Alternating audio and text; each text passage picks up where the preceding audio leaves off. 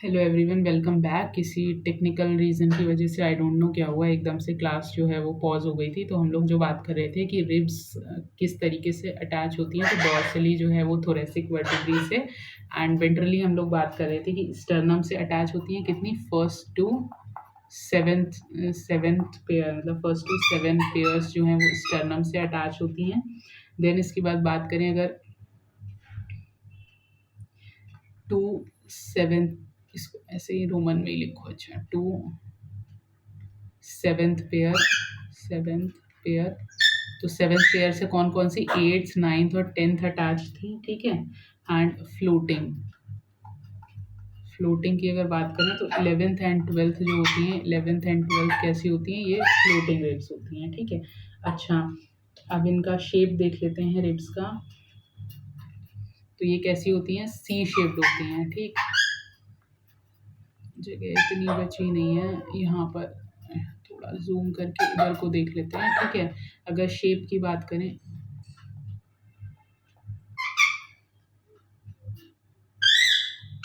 ठीक है, शेप की अगर हम बात करें तो ये कैसी होती हैं, सी शेप्ड होती हैं, ठीक है, सी शेप्ड होती हैं इस तरीके से, ठीक है। ये और एक साइड तो ये स्टर्नम से एक्सटर्नल एंड होता है, और एक साइड मैंने आपको बताया था कि बाइसेफेलिक होती हैं, यानी कि इस तरीके से इनके दो हेड होते हैं, ठीक है। ये वर्टिब्रल एंड है, वर्टिब्रल वर्टिब्रल एंड, ठीक है। और ये जो है ये एक्सटर्नल एंड है, एक्सटर्नल एंड, ठीक है। अब इनके दोनों के हेड के नेम लिख लीजिए। एक हेड जो है इसे कैपिटुलम बोलते हैं, ऊपर वाले को कैपिटुलम, एम है, ठीक है। और नीचे वाले को जो है ट्यूबरकल बोलते हैं, ट्यूबरकल, ठीक। वापस से इसको शेप में कर लेते हैं, ठीक है। तो ये चीज़ नोट कर लीजिएगा। मेरे पास स्पेस नहीं था इसलिए मैंने इसको शॉर्ट में यहाँ पर छोटा करके लिख दिया है, ठीक है। अच्छा, टाइप्स ऑफ रिब्स और देख लेते हैं। टाइप्स ऑफ रिब्स, ज़्यादा पतला हो गया कि मार्कर है, 1 मिनट रुकिए। ठीक है, टाइप्स ऑफ रिब की बात करें तो क्या कहते हैं, टू रिब्स भी देखने को मिलती हैं हमें। यहाँ पर एक एक करके देख लेते हैं। सबसे पहले ट्रू रिब्स ही देख लेते हैं, ट्रू रिब्स, ठीक। तो ट्रू रिब्स की बात करें तो फर्स्ट टू सेवेंथ पेयर जो होता है, ये जो 7 रिब्स होती हैं, 7 पेयर्स, ये कैसे होते हैं, ये ट्रू रिब्स होती हैं, ठीक है।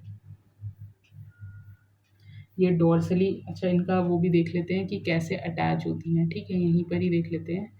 तो यहाँ पर लिख लो dorsally attach with thoracic vertebrae, vertebrae short में लिख दे रही हूँ मैं, थोरेसिक वर्टिब्री। और वेंट्रली कैसे अटैच होती हैं, वेंट्रली अटैच होती हैं स्टर्नम से, ठीक है। इसलिए इन्हें हम क्या बोलते हैं, इसलिए हम इन्हें स्टर्नो वर्टिब्री भी बोलते हैं, या वर्टिब्रो स्टर्नल रिब्स भी बोलते हैं। यहाँ पर लिख लो, इसलिए इनको हम स्टर्नो वर्टिब्री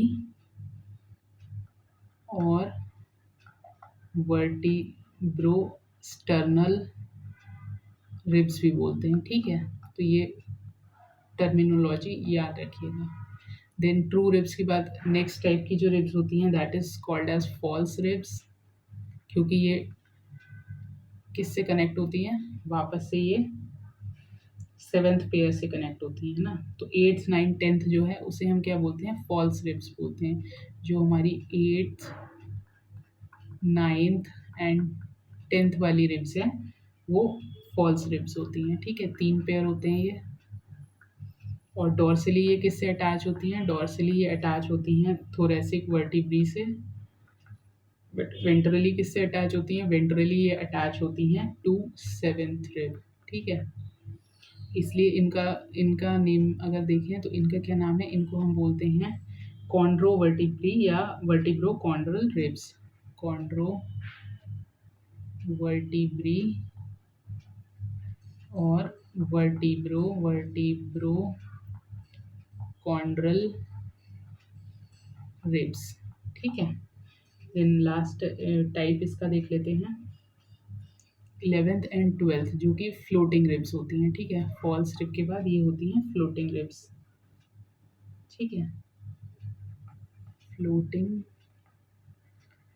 रिब्स कौन सी होती हैं? ये 11th and 12th, two pairs होते हैं ये। ठीक है, डॉर्सली किससे अटैच होते हैं? डॉर्सली अटैच होते हैं थोरेसिक वर्टिब्री से, और वेंट्रली किसी से अटैच नहीं होते हैं, नो अटैचमेंट। ठीक, नो अटैचमेंट। इन्हें हम फ्रंटल बोल रही हूँ, फ्लोटिंग रिब्स या वर्टिब्रल रिब्स बोलते हैं। इनका अदर नेम क्या है? फ्लोटिंग या फिर और वर्टिब्रल रिब्स। ठीक है, तो यहाँ पर टाइप्स ऑफ रिब्स हमने देख लिया। अब वर्टिब्रल कॉलम और देख लेते हैं।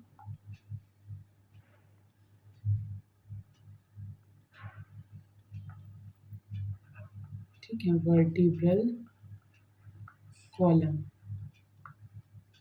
तो इसे हम बैकबोन या स्पाइन भी बोलते हैं। इसका अदर नेम क्या है? बैकबोन, या इसी को हम स्पाइन भी बोल देते हैं। ठीक है, किस साइड होती है? At dorsal side, dorsal side होती है। ठीक है, और ये स्ट्रेट नहीं होती, इस तरीके से होती है। ठीक है, तो चिल्ड्रन में अगर बात करें, इन चिल्ड्रन 33 पीसेज होते हैं। ठीक है, वर्टिब्रल कॉलम के। और एडल्ट में बात करें तो 26 होती हैं। एडल्ट में 26 होते हैं। ठीक है, अब ठीक है, चलो एक एक करके देख लेते हैं। फर्स्ट वर्टिब्री देख लेते हैं। फर्स्ट वर्टिब्री, ठीक है, C1 बोलते हैं इसको।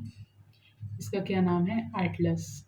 ठीक है, या इसी को हम एटलस बोन या यस बोन बोल देते हैं।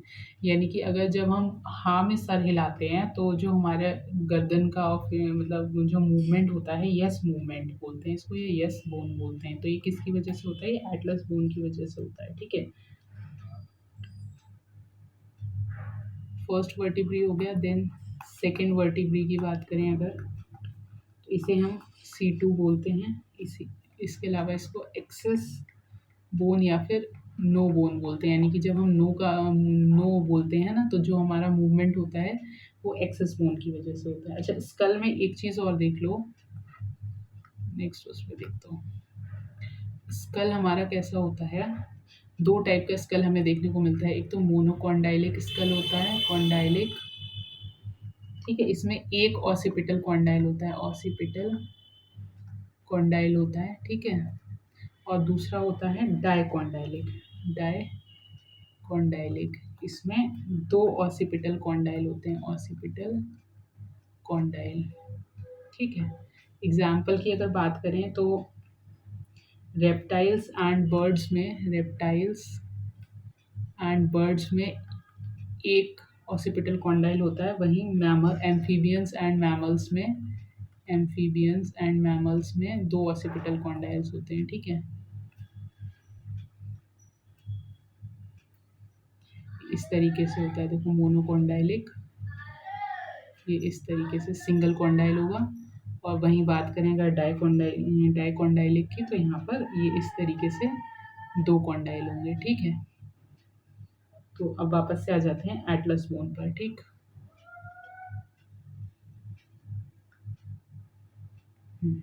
यहाँ नेक्स्ट इसी में लिख लो एटलस बोन। एटलस बोन का देख लेते हैं।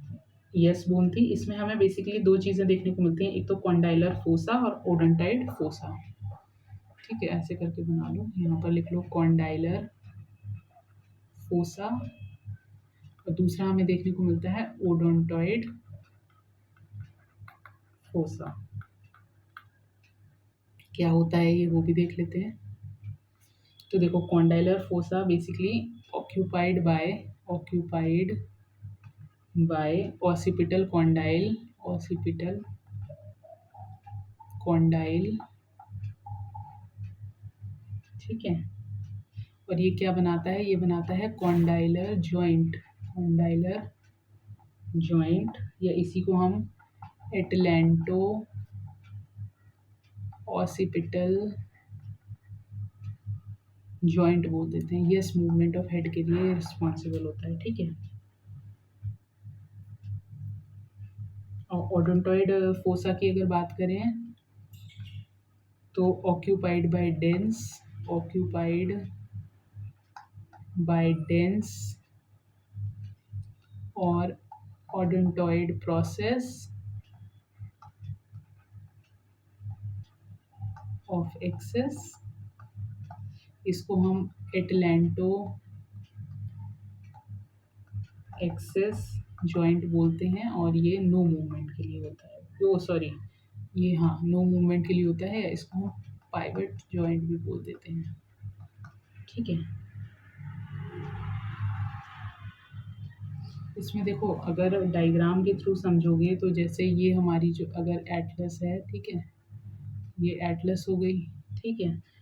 अब इसमें वैसे बनाना पड़ेगा बच्चों।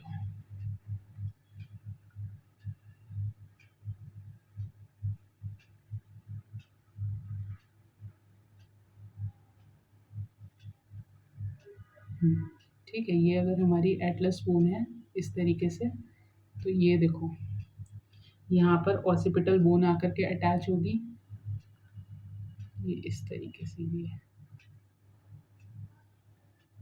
ठीक है।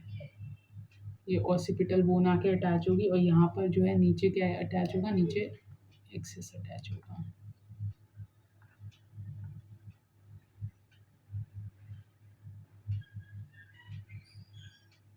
ठीक है। ये एटलस है, ये एक्सेस है, ठीक।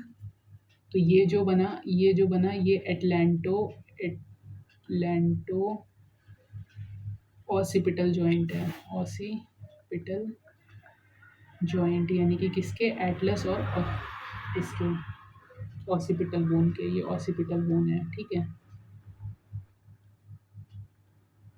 और वहीं पर इस वाले जॉइंट की अगर बात करें तो इसको हम क्या बोलते हैं, इसको हम बोलते हैं ओडोंटॉइड प्रोसेस या ओडोंटॉइड,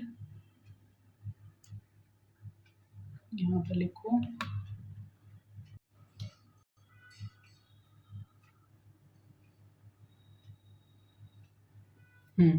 ठीक है, तो यहाँ पर ये क्या हो गया, ये हो गया ये वाला जो ऊपर वाला है ये ओडोंटॉइड फोसा हो गया, ओडोंटॉइड फोसा, ठीक है। और नीचे वाला क्या हो गया, ये एक्सिस का ओडोंटॉइड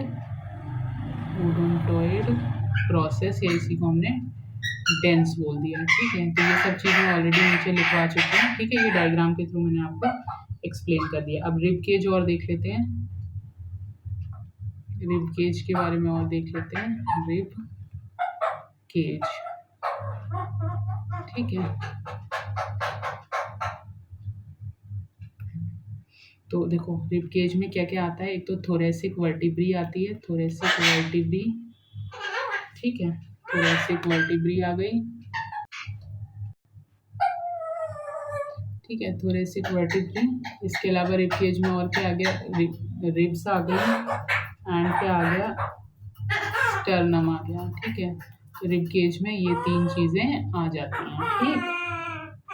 अब बात करें अगर वर्टिब्री ऑफ मैमल्स कैसी होती है, वर्टिब्री ऑफ मैमल्स की अगर हम बात करें तो ये कैसी होती है, ए सीलस होती है या फिर इसे हम और एम्फी प्लेटियन बोलते हैं, ठीक है। ये मैं आपको लास्ट जब चैप्टर कंप्लीट हो जाएगा स्केलेटन सिस्टम, वहाँ पर लास्ट में नोट करवा दूंगी सभी की, ठीक है। अच्छा, इसके अलावा बात करें तो देखो बाकी ये तो दो दो हमने क्या कहते हैं वर्टिब्री के बारे में, एटलस और इसके बारे में देख, एक्सेस के बारे में देख लिया। अब इनके अगर इसकी बात करें हम इस तरीके से, ये देखो ये, ठीक है। तो यहाँ पर ये बीच में क्या होता है, ये होता है सेंट्रल कैनाल, ठीक है। और सारे जो ऑल सेंट्रल कैनाल, बाकी वर्टिब्रेज में all central canal joins together to form neural canal, ठीक है। फ्रॉम विच, जिससे क्या पास होता है, from which spinal cord passes, spinal cord passes. ठीक है, तो यहाँ पर हमारा जो फर्स्ट पार्ट है इसका वो कंप्लीट होता है। नेक्स्ट पार्ट में हम लोग क्या करेंगे, अपेंडिकुलर स्केलेटन के बारे में देख लेंगे एंड ठीक है, देन हमारा ये जो चैप्टर है ये कंप्लीट हो जाएगा। ठीक है, तो आज हमने क्या क्या चीज़ें देख ली एक बार देख लेते हैं। एक तो हमने स्केलेटल सिस्टम के बारे में एक ओवरव्यू देख लिया कि क्या कहते हैं, कौन कौन मतलब किस टाइप्स में किस हेडिंग्स के अंदर हम इसको पढ़ते हैं स्केलेटल सिस्टम को। एक तो एक्सियल स्केलेटन, दूसरा अपेंडिकुलर स्केलेटन। तो एक्सियल स्केलेटन में हमने आज स्कल पढ़ लिया, स्टर्नम पढ़ लिया, रिब्स पढ़ ली और वर्टिब्रल कॉलम्स के बारे में देखो पढ़ लिया। ठीक है, स्कल में कौन कौन सी बोन्स आर 29 जो बोन्स है, cranial, ear ossicles, facial bones, hyoid bones, इन सब के बारे में एक एक करके हमने डिटेल में देख लिया। ठीक है, सभी चीज़ें ये देखो, फिर रिब्स वगैरह भी देख ली, वर्टिब्रल कॉलम भी देख लिया। ठीक है, रिब केज भी देख लिया। अब नेक्स्ट क्लास में मिलेंगे जिसमें हम लोग क्या करेंगे, जो हमारा अपेंडिकुलर स्केलेटन है उसको देखेंगे। ठीक है, तो मिलते हैं हम अपनी नेक्स्ट क्लास में। टिल देन अच्छे से पढ़ते रहिए। कोई डाउट्स वगैरह आते हैं तो आप मुझे कमेंट सेक्शन में पोस्ट कर सकते हो। Thank you.